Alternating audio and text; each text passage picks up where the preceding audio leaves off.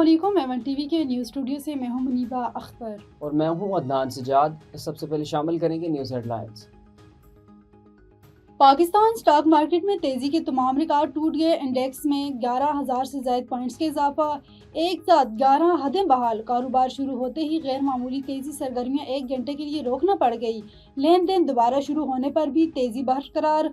100 index 11,167 points پر بڑھ کر 1,75,659 پر پہنچ گیا۔ ایشین سٹاک مارکیٹ میں بہتری کے اثرات، جنوبی کورین مارکیٹ میں 5.17% کا بڑا اضافہ۔ جاپان، ہانگ کانگ اور شنگھائی کے سٹاک مارکیٹوں میں بھی استحکام۔ ٹرمپ کی جانب سے جنگ کے خاتمے سے متعلق بیان، عالمی منڈی میں تیل کی قیمتوں میں نمایاں کمی، امریکی اور برطانوی کروڈ آئل کے نرخ 4% سے بھی زائد گر گئے۔ WTI $90.98 فی بیرل میں فروخت، برنٹ کروڈ آئل کے دام $94.67 ہو گئے۔ پاکستان جدت کے سفر میں ایک قدم اور آگے، ملک میں 5G کی راہ ہموار، اسپیکٹرم کی نیلامی کا پہلا مرحلہ مکمل۔ اسلام آباد میں تقریب، IT سیکٹر کے لیے آج کا دن انتہائی اہم، ہم ایک نئے دور میں داخل ہو رہے ہیں۔ وزیراعظم کا ڈیجیٹل پاکستان کا ویژن آگے بڑھا رہے ہیں، وزیر خزانہ محمد رزق کا خطاب۔ شیزہ فاطمہ نے کہا، موجودہ دور میں انٹرنیٹ معیشت کی بنیاد ہے، 5 بڑے شہروں میں چند ماہ میں 5G سروس دستیاب ہوگی۔ IT کے شعبے میں فیلڈ مارشل کے کردار کی بھی تعریف۔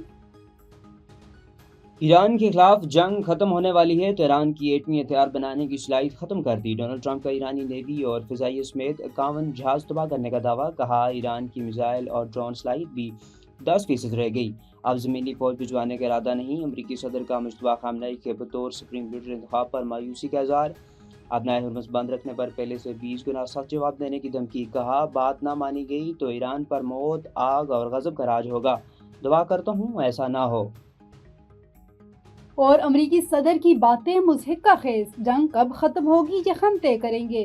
پاسداران انقلاب کا جواب، واضح کیا کہ حملے جاری رہے تو تیل نہیں گزرنے دیں گے، خطے میں یا تو سب محفوظ ہوں گے یا کوئی بھی نہیں ہوگا۔ ایرانی وزیر خارجہ عباس عراقچی بولے، امریکہ سے بات چیت کا تجربہ بہت تلخ رہا، دوبارہ مذاکرات کا معاملہ زیر غور نہیں، جارحیت پر دفاع کا حق رکھتے ہیں۔ چین، روس اور فرانس کے تہران سے رابطے، جنگ بندی پر تبادلہ خیال۔ نیوز اسٹوڈیو سے فی الوقت اتنا ہی۔ مزید کسی بھی خبر سے باخبر رہنے کے لیے دیکھتے رہیے A1 TV۔ A1 TV، سب پہ نظر، اندر کی خبر۔